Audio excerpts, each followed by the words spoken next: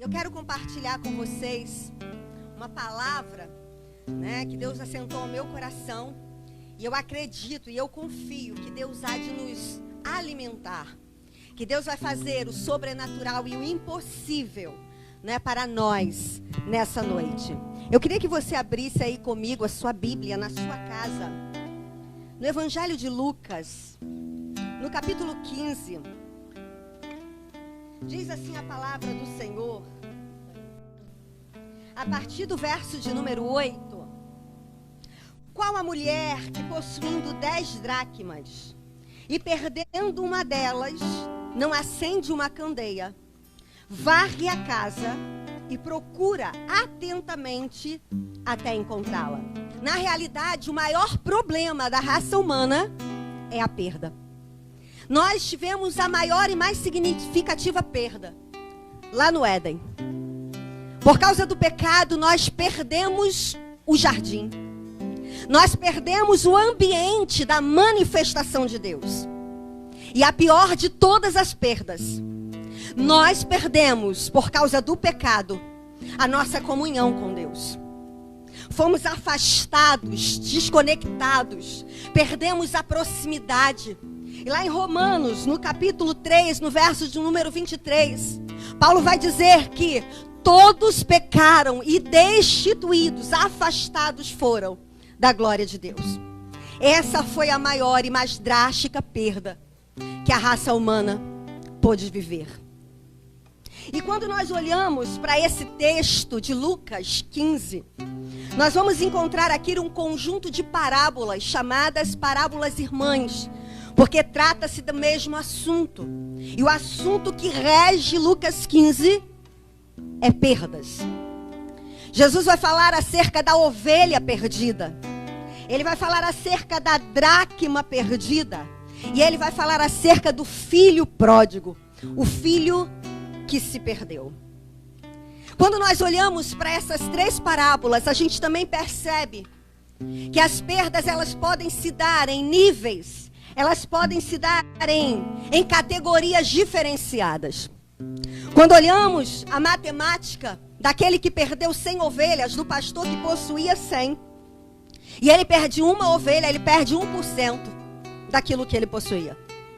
Essa mulher que perde essa dracma, e a dracma era uma moeda grega de muito valor, valia um dia de trabalho braçal. Ela perde de 10 moedas, ela perde uma, ou seja, ela teve uma perda de 10%. E aquele pai que possuía 2 filhos e perde um, ele perde 50%. Então aqui a gente aprende e entende que existem níveis diferentes de perdas. Mas existe um grande problema em nós, seres humanos. Nós avaliamos e percebemos as perdas grandes, mas a gente se esquece que muitas vezes as grandes perdas começam com as coisas ou com as pequenas perdas. Nós vamos entender que um prédio, ele não cai da noite para o dia, em pouquíssimas exceções. Geralmente ele vai aparecer na sua estrutura algumas rachaduras. Quando não identificadas e tratadas, aquele edifício ele pode ruir. Ninguém se torna um ladrão da noite para o dia. Ele começa com pequenos furtos. Ninguém se torna um dependente químico sem nunca ter uma primeira vez. Às vezes a gente só dá valor ou só percebe quando um casamento chega ao divórcio. Mas na realidade ele começou com perdas pequenas. Às vezes a gente só percebe que perdemos a saúde quando nós nos vimos no leito de hospital. Mas na realidade a falta da manutenção da nossa saúde faz com que a percamos. Por muitas vezes a gente perde a intimidade com Deus, mas a gente não percebe que isso se deu por coisas pequenas. Por coisas tão insignificantes que quando percebemos, se deu uma grande perda. Quando nós olhamos para essa parábola, a gente entende que perda faz parte da nossa vida, faz parte da nossa existência. Porém, nós precisamos buscar o que perdemos. Nós precisamos entender com esta palavra que nós temos que ter algumas atitudes. Porque na grande maioria das vezes, além de nós não percebermos as perdas pequenas, nós esperamos Que as coisas que se foram, voltem. E que Deus coloque tudo de volta nas nossas mãos sem que nós nos empenhamos para conquistá-la. Quando eu olho para essa parábola, eu percebo que essa mulher, ela precisou tomar algumas atitudes para rever aquilo que ela havia perdido. Mas antes de falar acerca da busca que precisamos empreender para buscar o que perdemos, eu quero ressaltar aqui que nós precisamos nos atentar, antes de sairmos a buscar, se de fato aquilo que perdemos devemos empreender tempo na busca. E eu quero falar aqui de 3 categorias de perda. A perda que você precisa buscar o que perdeu. A perda que é um ganho. Ou seja, existem perdas que são verdadeiros ganhos. Existem coisas que Deus tira do nosso caminho e a gente precisa deixar ir, porque é livramento da parte de Deus. E existem perdas, ou melhor, existem ganhos que eu não posso perder. Existem perdas que eu preciso buscar, perdas que são ganhos, e perdas e ganhos que eu não posso perder. E falando de perda que eu preciso buscar, essa mulher vai nos dar uma lição. Ela vai nos dar um aprendizado, nos ensinar um rumo, um caminho que precisamos trilhar para obtermos aquilo que perdemos. Quando avaliamos as perdas e percebemos que aquilo que se foi precisa ser encontrado, eu preciso tomar algumas atitudes.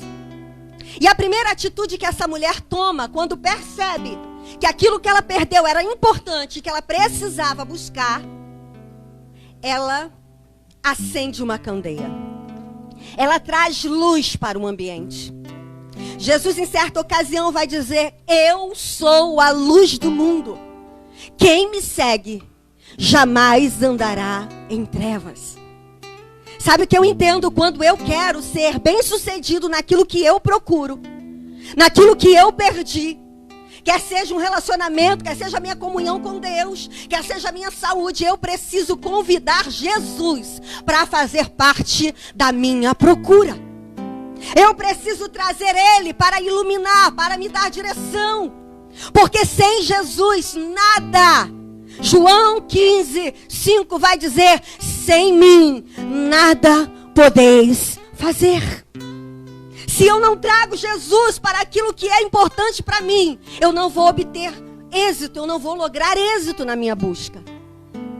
Ela acende uma candeia. Segunda atitude dessa mulher. Ela se situa. Ela tem consciência. Ela traz à consciência o local aonde ela perdeu. Ela sabia que a moeda havia sido perdida dentro de casa. Aquela mulher, ela se situa, ela se contextualiza com o ambiente. Sabe por que muitas das vezes a gente perde as coisas e não consegue lograr êxito na nossa procura? Porque estamos procurando em lugares errados. Lá em Apocalipse, Jesus vai dizer assim: olha, lembra-te de onde caístes e volte. Quem sabe você hoje encontra-se fragilizado, enfraquecido espiritualmente, por conta de uma palavra que você ouviu. Você precisa voltar lá, fechar com o teu passado, perdoar, liberar o perdão e seguir em frente.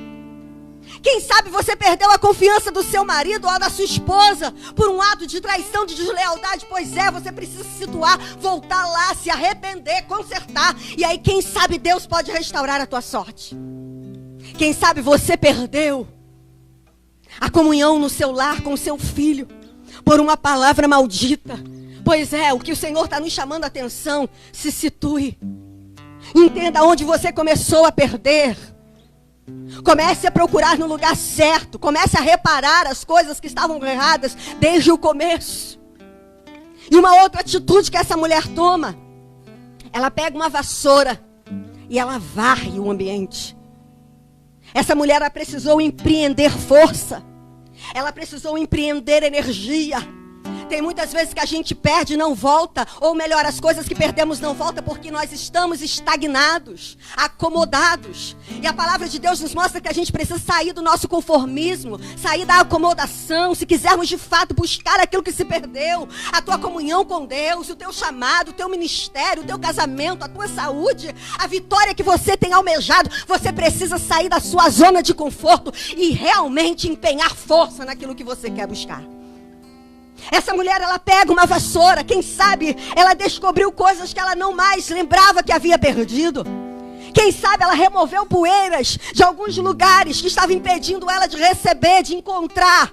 Quem sabe você tomando hoje uma atitude, sabe, de se colocar de pé e falar: chega, eu não quero mais perder, chega, eu não quero mais viver nesse isolamento, eu não quero mais viver nessa tristeza da dor da perda, eu quero mudar de atitude, eu quero buscar pelaquilo. E eu quero trazer a menção um outro texto, lá em 1 Samuel, no capítulo 30. A Bíblia vai dizer que Davi, ele sofre uma grande perda quando ele chega na sua cidade. E a Bíblia vai dizer que diante daquela situação drástica de perda, diante daquela perda irremediável, Davi, ele toma algumas atitudes. Davi, ele consulta ao Senhor. É por isso que eu estou te dizendo, querido, que antes de você sair em busca daquilo que se perdeu, você precisa buscar de Deus o querer e a vontade dele para a sua vida. A Bíblia vai dizer que Davi consulta ao Senhor. E quando Deus dá o aval, quando Deus libera Davi para buscar aquilo que se havia perdido, Deus também se encarregou de enviar os recursos, os meios, para que Davi encontrasse aquilo que ele havia perdido. Davi não tinha sequer uma noção de onde os amalequitas estavam escondidos. Mas ele entendeu que ele precisava sair da zona de conforto. Davi chorou, sim. A Bíblia diz que eles choraram até que não houvesse mais voz. Mas houve um momento que Davi saiu da zona de conforto. Saiu daquele sentimento de miserabilidade. E ele volta agora e ele diz: eu vou em busca daquilo que se perdeu. Deus envia os meios, Deus envia os recursos. Deus coloca uma pessoa no caminho de Davi. E ele chega até o acampamento dos amalequitas. Mas quando Davi chega lá, ele encontra aquilo que ele havia perdido. Mas o texto vai dizer que para conquistar, ele precisou lutar durante todo um dia. Do amanhecer ao entardecer, Davi lutou para recuperar aquilo que ele havia perdido. Sabe qual é a palavra de Deus para mim e para você? Levante dessa estagnação. Levante dessa passividade. Se é para buscar o que você perdeu, se Deus está mandando você ir, ei, lute. Agora lembre-se, as nossas lutas e as nossas armas não são carnais. As nossas armas, elas são espirituais. E elas são poderosas em Deus para a destruição de fortalezas. Comece a orar, comece a buscar, comece a interceder, comece a caminhar, que você vai alcançar de Deus o favor de recuperar aquilo que você perdeu. Agora, em se tratando de perda, existem perdas que são ganhos, lembra? Aí eu quero falar para alguns jovens, para algumas mulheres. Existem alguns relacionamentos que Deus tirou do teu caminho. Sabe aquele relacionamento abusivo? Aquele relacionamento agressivo? Pois é, aquilo não era amor não, querida. Deixa embora, é livramento para a sua vida. Quero falar agora para os rapazes. Sabe aquela moça ciumenta? Que não deixava você falar com sua família? E que saiu do teu caminho, deixa embora, é livramento para a sua vida. Sabe aquele emprego que te fazia perder princípios, que fazia você abrir mão de valores? Sabe aquele emprego que te afastou da presença de Deus? Pois é, se a porta fechou, é livramento, deixa aí. Porque tem perdas que Deus está nos dando como livramento. Lá em Juízes nós vamos encontrar a história de um homem que nasceu para vencer, mas que foi um perdedor. Porque ele não avaliou, ele não consultou o Senhor, ele desobedeceu ordens, ele quebrou princípios. Este homem se chama Sansão. A Bíblia vai dizer que certa vez Sansão, indo até a terra dos filisteus, para apresentar a família dele, a noiva dele, que era uma filisteia, a Bíblia diz que Sansão foi surpreendido por um leão. Tamanha força e destreza que havia naquele homem. Ele rasgou aquele leão ao meio, sem ao menos deixar que os seus pais percebessem. Mas a Bíblia vai dizer que alguns dias depois, Sansão passando pelo mesmo lugar, ele fica curioso. Sansão desperta em Sansão uma curiosidade para saber como é que estava aquele leão. Sabe, eu quero dizer uma coisa para você, às vezes, esse desejo de descobrir como é que estão as coisas pode te levar para a ruína. Se Deus tirou da tua vida, para de ficar fuxicando, mexendo, examinando o Facebook. Para de ficar, sabe, com desejo de observar, de saber como é que está. A curiosidade de Sansão levou ele à ruína. Eu estou dizendo mais uma vez, se Deus tirou, deixa aí, querido. Se Deus falou para você não ir atrás, não vá atrás, porque é livramento, é ganho para a sua vida. Mas a Bíblia diz que quando Sansão chega àquele lugar para matar a sua curiosidade, lá estava o leão morto, o cadáver, a carniça. Mas Satanás, ele é sagaz. Por isso que é bom você não ser curioso para saber como é que estão as coisas, como é que estão as coisas. Porque ele vai sempre disfarçar uma realidade. Ninguém é atraído por carniça. Ninguém é atraído por coisas mortas. Ninguém é atraído por cadáveres. Mas dentro do leão havia um favo de mel. Quando nós somos levados pela curiosidade de tentar rever aquilo que Deus tirou do nosso caminho, que nos deu livramento, Satanás, ele disfarça com uma doçura, uma aparente doçura, algo que já está morto. O que o Senhor quer mostrar para mim e para você através dessa palavra, que Ele nos ama, mas que Ele deseja que nós entendamos que quando Ele faz para o nosso bem. Agora, ainda dentro dessas perdas, eu quero falar sobre um ganho que você não pode perder. Existem perdas que eu preciso buscar, rever. Existem perdas que eu preciso abrir mão porque são ganhos. E existem ganhos que eu não posso abrir mão, que eu não posso perder. Lá em Números, no capítulo 16, nós vamos encontrar um relato de uma história de alguns homens que se levantam, que se rebelam contra Moisés. E o texto vai dizer que Deus envia um fogo consumidor. E ele fulmina, ele extermina 250 homens que estavam oferecendo incenso fora do propósito de Deus. Mas no meio daquela morte, no meio daquela perda, no meio da dor, no meio do caos, no meio da calamidade, Deus dá uma ordem. Deus diz para Moisés: mande Eleazar, filho de Arão, entrar no meio do fogo e salvar os incensários, porque eles são santos. Sabe o que eu aprendo com esta verdade, ou com esse texto?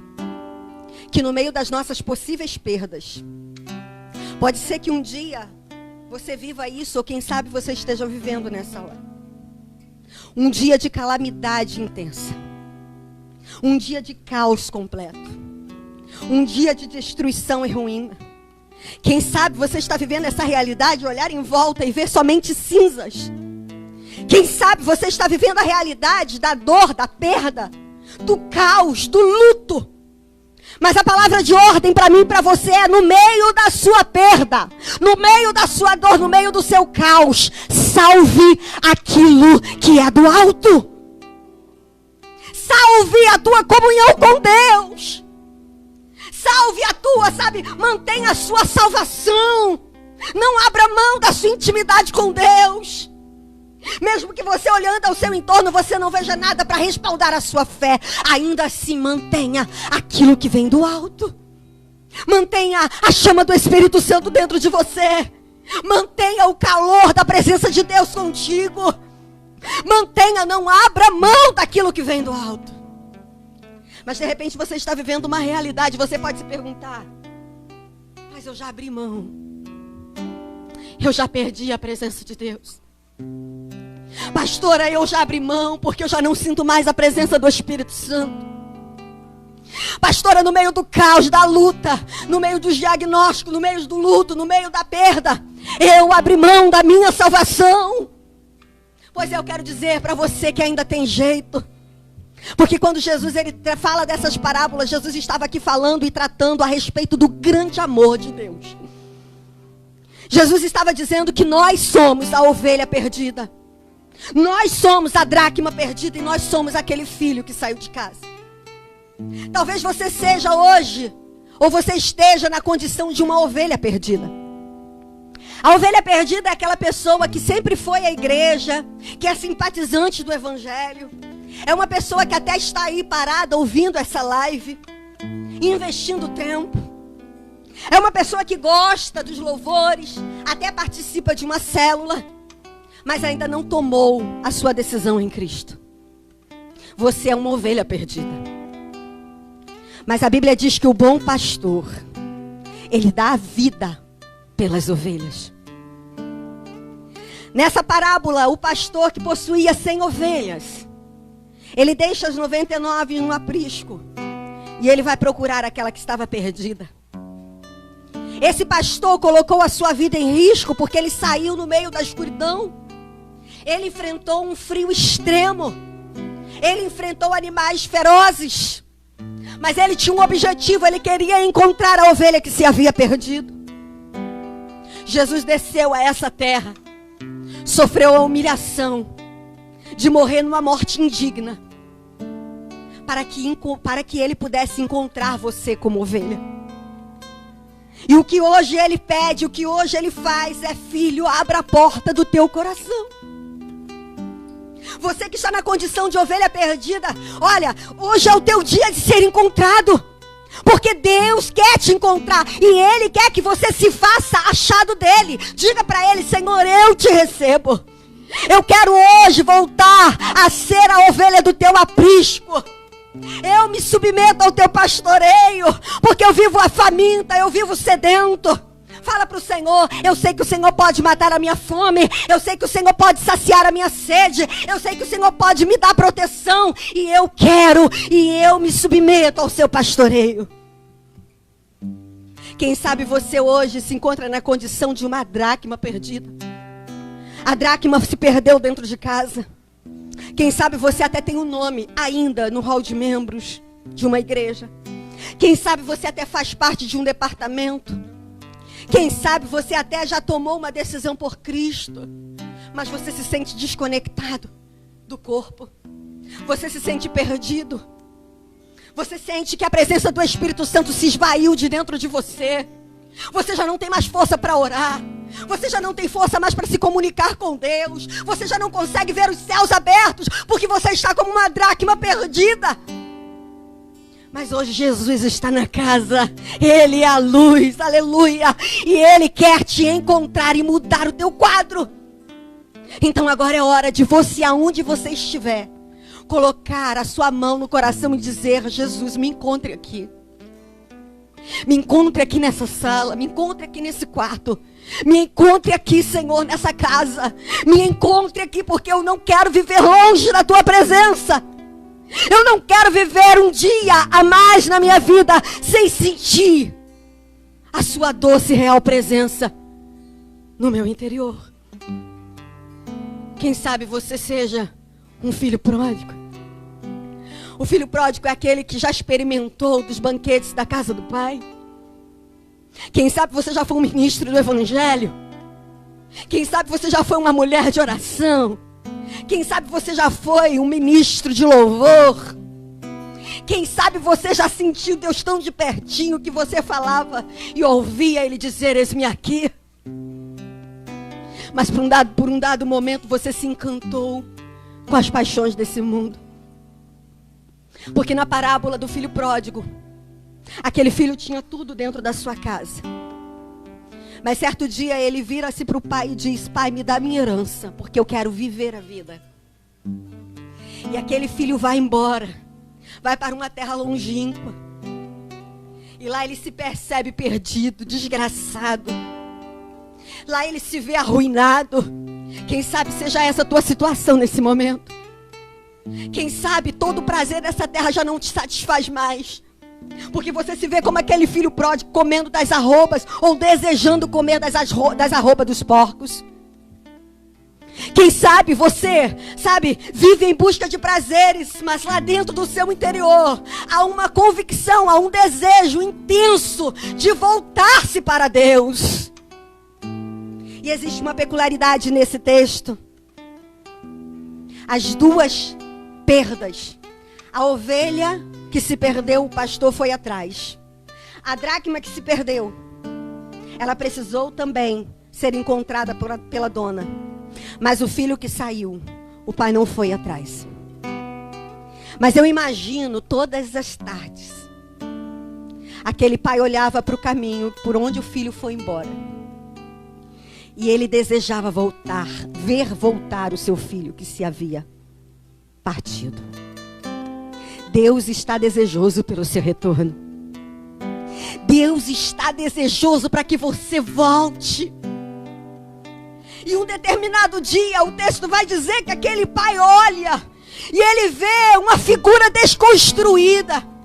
Ele vê um moribundo. Não era mais a figura daquele rapaz bonito, daquele filho sadio e viçoso, não. Era um moribundo, era um maltrapilho, pés no chão, roupas rasgadas. Mas o texto vai dizer que ele reconheceu que se tratava do seu filho. E ele correu ao encontro. Eu quero dizer que você pode estar vivendo a situação mais calamitosa espiritualmente falando. Talvez você esteja imerso nos vícios. Talvez você esteja imerso na prostituição. Mas Deus está à sua espera. E Ele ainda te vê como filho, independente da situação que você esteja. E eu quero te dizer, não espere melhorar. Porque às vezes a gente fala assim, não, primeiro eu tenho que me libertar, primeiro eu tenho que consertar minha vida, primeiro eu tenho que casar, primeiro eu tenho que fazer tanta coisa. Não! Aquele jovem, ele entendeu que ele precisava voltar do jeito que ele estava. E quando ele voltou, ele foi recebido como filho. Existe um lugar para você na mesa, como pai. Você faz parte de uma família de muitos irmãos. E nós queremos banquetear a sua volta. Eu quero te chamar a promover uma festa no céu hoje. Querido, você onde está agora, você que aceitou a Cristo como Salvador, você que está recebendo Jesus agora, independente se você seja uma ovelha, uma dracma, um filho pródigo, deixa o seu nome aí, porque nós queremos orar por você. Nós queremos abençoar a tua vida, porque você não vai mais voltar atrás. Você não vai mais se perder. E tudo aquilo que o diabo roubou de você, e eu quero dizer uma coisa. Lá em João 10:10, a Bíblia diz que o ladrão, ele veio para matar, roubar e destruir. Satanás, ele não está interessado no teu casamento, não está. Ele não está interessado na tua saúde, não está. Ele não está interessado no seu chamado, no seu ministério, nos seus negócios, não.